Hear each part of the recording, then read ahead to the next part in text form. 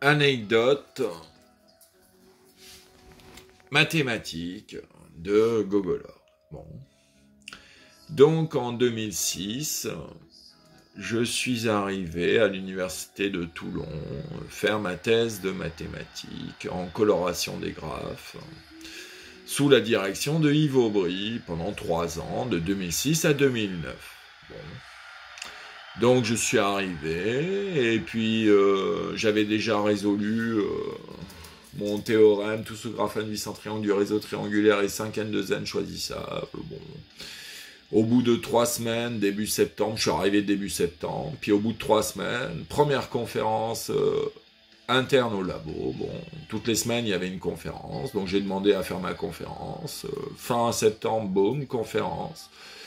Et tous les mecs du labo, première fois qu'ils me voyaient faire ma conférence, ils me connaissaient de vue. Puis d'un coup, boum, conférence.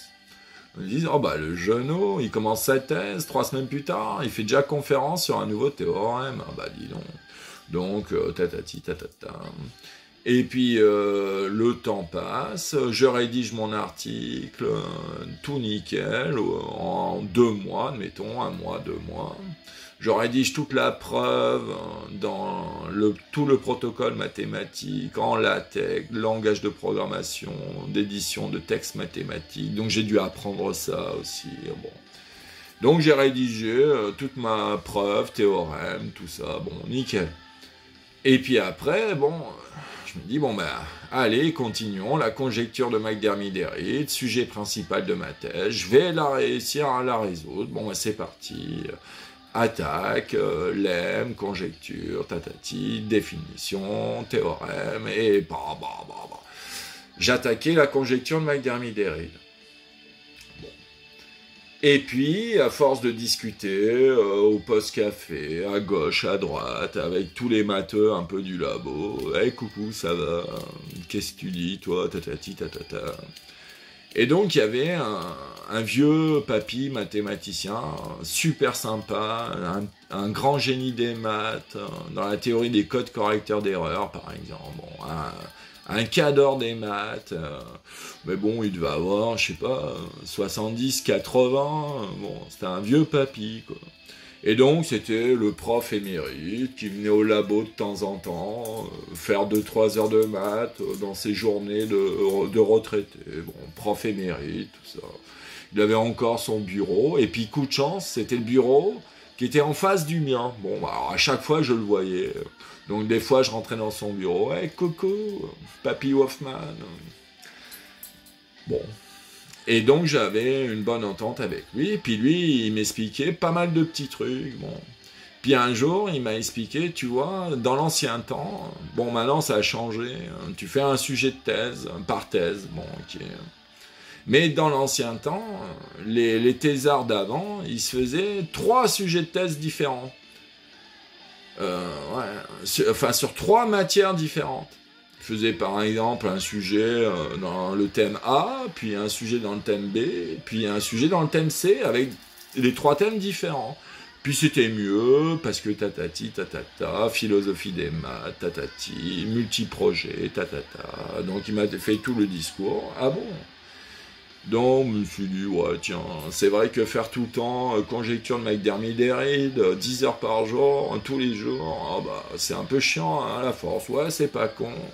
Je vais attaquer d'autres sujets de recherche. Bon. Donc j'ai étudié la documentation en coloration des graphes, je regardais un peu les sujets intéressants. Oh, j'en ai sélectionné 4-5 à la fin d'un certain tri, puis bon... j'en ai choisi 2 autres.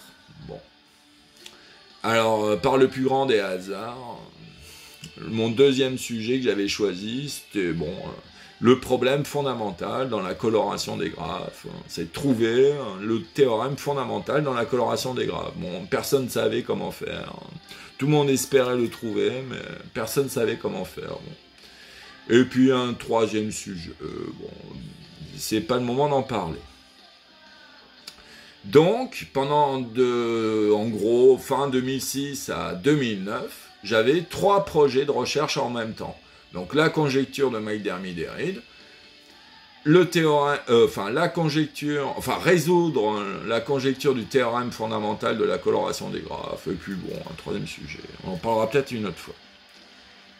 Et donc, j'ai aussi passé des heures et des heures et des heures, des fois des journées entières. Je faisais une journée McDermid-Derrida, une journée problème fondamental, une journée troisième projet, puis je rebouclais.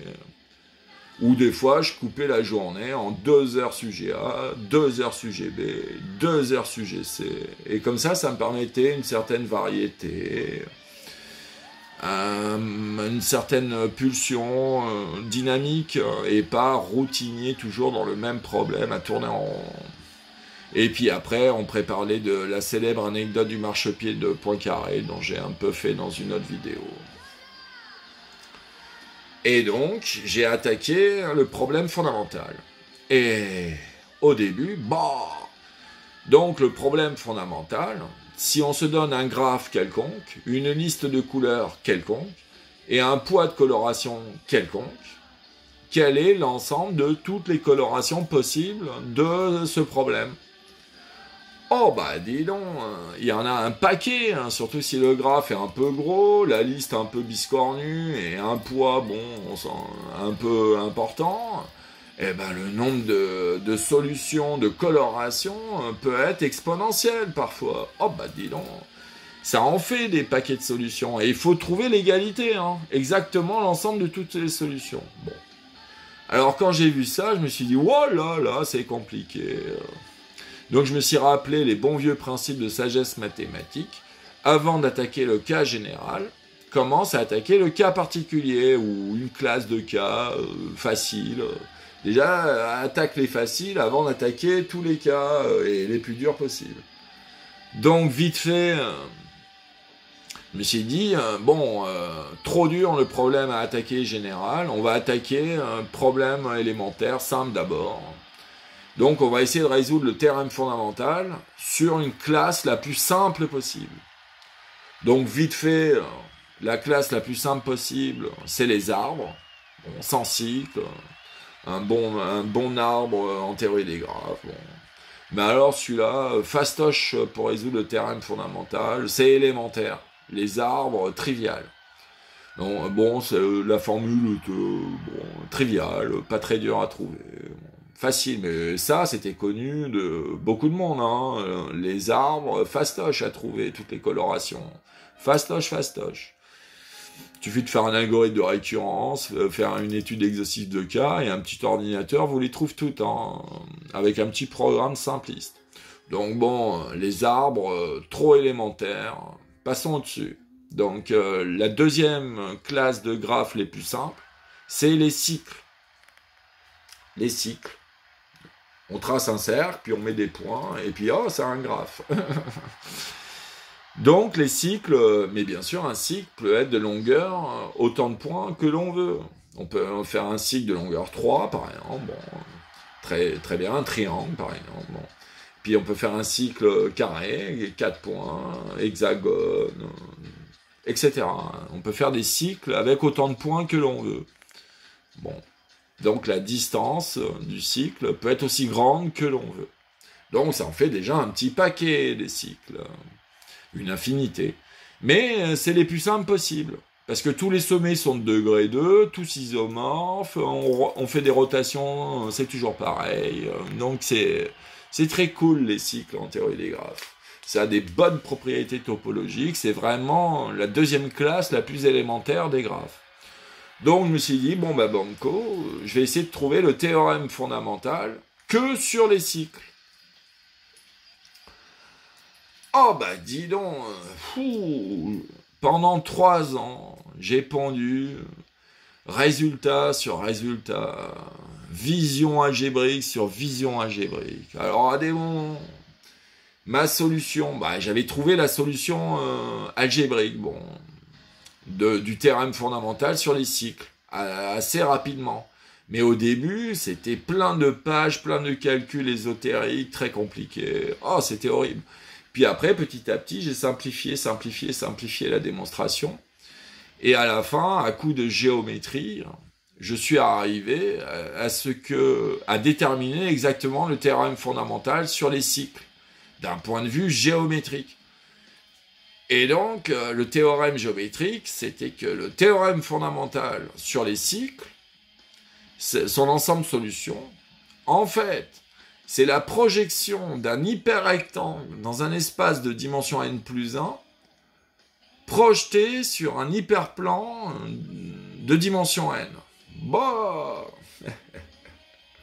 Donc, ça faisait des dessins, bon, en dimension 3, 4, c'était encore jouable de faire des petits dessins. Mais alors, en dimension n, qu'est-ce que c'est que cet objet? Alors, un hyper rectangle bizarroïde qui a que des longueurs différentes en fonction de plein de paramètres. Bon. Alors, un hyper rectangle en dimension n plus 1, bon, à la limite, c'est pas trop compliqué à construire. Bon, on le voit un peu. Mais après, on doit le projeter sur un hyperplan de dimension n 1 de moins. Et donc, à la fin, c'est cet objet projeté qui est l'ensemble solution. Bon, projeter un hyperrectangle dont toutes les longueurs sont différentes sur un hyperplan suivant une certaine projection vectorielle, c'est pas trivial d'imaginer la solution. Hein. Quand j'avais fait ma conférence au labo là-dessus, et coucou les amis, voilà mon dernier théorème, et je faisais les petits dessins, ils étaient tous là à se prendre la tête dans les mains, on comprend rien. Donc j'ai simplifié, et je trouvais des trucs géométriques dans des espaces vectoriels de dimension n. Alors j'ai essayé de simplifier les calculs, mais c'était horriblement géométriquement très compliqué. Donc au bout de 3 ans, en 2009, bon, j'avais plein de résultats sur le théorème fondamental, que sur les cycles, mais alors d'une complication astronomique. C'était pas élégant, c'était horrible, c'était des pages et des pages, et puis même mes copains, j'avais un copain qui était un prof d'analyse, et pourtant il y avait des résultats de l'espace vectoriel, tout ça qu'il aimait bien, je lui donnais ça, il me dit « Oh, j'y comprends rien, c'est trop compliqué !» Enfin bon, donc je tournais en rond, et puis à la fin de ma thèse, en 2009, bon, et je me suis dit, comme les résultats, sont pas excellents, tout ça, j'en parle pas dans ma thèse rédigée, c'est pas grave. Dans ma thèse rédigée, de toute façon, mon sujet de thèse, c'était la conjecture de McDermid-Erryd, donc j'ai fait 155 pages d'écriture de ma thèse sur McDermid-Erryd, et puis, j'avais un paquet de pages sur le théorème fondamental, mais c'était pas concluant, donc je me suis dit, je garde ça pour moi. Puis, tac, soutenance de thèse, coucou, j'ai réussi, mention très bien, tac, nouveau théorème, parfait. Bon, t'as pas résolu la conjecture de McDermid-Erryd, mais t'as trouvé un paquet de résultats, de théorèmes, machin, et surtout... tout sous graphe induit sans triangle du réseau triangulaire, et 5N de n choisissable. Un résultat de choisissabilité sur une classe de graphes infini, mon rapporteur de thèse disait « Oh bah dis donc, pas simple !» Donc c'est pour ça, tac, mention très bien. Bon, cool. Et puis après, je suis parti, en 2009, faire de la météo, à Météo France. J'ai arrêté la coloration des graphes, net, tac, allez j'arrête, je change de sujet, je vais faire de la météo maintenant. Donc pendant 1 an et demi, de septembre 2009, enfin 1 an, jusqu'à, octobre-novembre 2010, je n'ai plus fait aucune recherche de maths sur la coloration des graphes. J'étais plongé météo, nuages, équation de Navier-Stokes, supercalculateur, et tatati, et toute la météo. Donc je bossais météo, et donc j'avais totalement arrêté la coloration des graphes. Je suis passé à autre chose, j'en avais marre. Donc pendant 1 an, un peu plus d'1 an, j'avais fait 0 recherche, j'avais quasiment jamais réfléchi, sauf une fois qu'on me demandait « Qu'est-ce que tu as fait dans ta thèse ?» La coloration des graphes, bon ok... Puis voilà, à part 2-3 discussions, j'avais jamais pensé coloration des graphes. Pendant plus d'1 an. Puis un matin, matin de boulot, je me réveillais, tranquille. Alors, j'étais en train de réfléchir à ma journée. Tiens, je vais avoir ça de 8 à 10, ça de 10 à 12, je vais aller bouffer le gueuleton de midi à 2, tatati tatata. Tout allait bien, tranquille, peinard. Je buvais mon café en regardant la belle vue de ma fenêtre. Puis, pof, attaque surprise. Flash mental, illumination. Alors, un truc, ça m'est pas arrivé souvent dans ma vie. Bon, quelques fois, ça m'est arrivé. Mais alors là, ça m'est arrivé plein pot. Une des rares fois dans ma vie. Donc j'étais là, peinard, je pensais à la météo. Plus de coloration des graphes depuis 1 an. Et puis, pof! Je bois mon café, puis flash dans la tête. Comme si d'un coup, il y avait un énorme phare dans le brouillard qui m'avait mis un coup de projecteur. Un genre de flash, bon, ok. Et puis immédiatement après le flash, j'ai eu comme un genre de parchemin, ou je sais pas quoi, un genre de texte écrit, dans ma tête, hein, bien sûr, où j'avais toute la démonstration du théorème fondamental sur les cycles. Mais tout, hein, et au symbole près, hein. Donc ça me faisait un paquet de symboles, bon, ok. Non, il faut imaginer comme si j'avais un long parchemin dans la tête, d'un coup qui apparaît avec je sais pas combien de milliers de symboles, bon. Et d'un coup, moi j'ai eu ça, pouf, paf, j'ai tout compris instantanément, et j'ai compris que c'était la preuve du théorème fondamental avec l'équation. Oh bah dis donc, quand j'ai eu ça, je me dis waouh, bah dis donc, c'est bizarre ça. Et puis je me suis dit écrivons ça sur papier avant de l'oublier. Donc j'ai pris des brouillons et tac tac tac tac tac, la preuve. Bon, en quelques pages, j'ai tout fini d'écrire, nickel, chrome, tout écrit de A à Z. Puis après, j'ai pris 5 minutes de pause. Puis j'ai relu toute ma démonstration. Je l'ai checké, ligne à ligne, symbole par symbole.